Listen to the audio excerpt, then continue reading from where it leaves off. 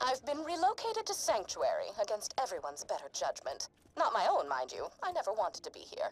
I was perfectly content to live out my days in a non-standard living arrangement with 2 ceiling chairs I met at a bar fight. Oh, they're adorable. They barely speak any English. And if you have to ask what a ceiling chair is, I pity the life you've wasted. I should discuss the scroll-ophant in the room. The reason for my relocation was an elongated and systematically unpleasant torture at the hands of Jack's cronies. Roland and his well-defined pectoral muscles were kind enough to entrust the vault key with me after the awakening of the Destroyer, not to be confused with the Warrior. Seriously, those sound nothing alike. Oh, right, torture.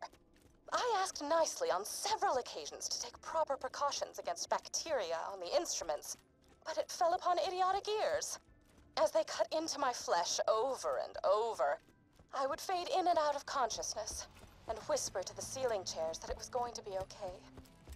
Clork was afraid at first. His 4 legs trembled against the cold ceiling, but he knew he had to be strong for me.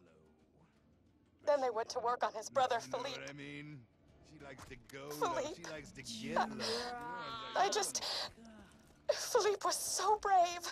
He was so brave for me when the rotary saws began to ply his legs from his body. Clork cried out for his brother, even when one of the torturers inadvertently sat on him and muffled his cries. The last thing Philippe said before he passed on to the great wooden beyond was, "I love you, Patty. I love you." And then he was gone. It's lonely here in Sanctuary. Sure, Clork prattles around on the ceiling, but it's hardly the same. Jack has taken so much from me. Jack has taken the only happiness I've ever had in his asinine quest for the Warrior and more power. Revenge is as pointless as music, but on this occasion, I will allow myself the revenge. I will allow myself to aid in his downfall. Mark my words, Jack.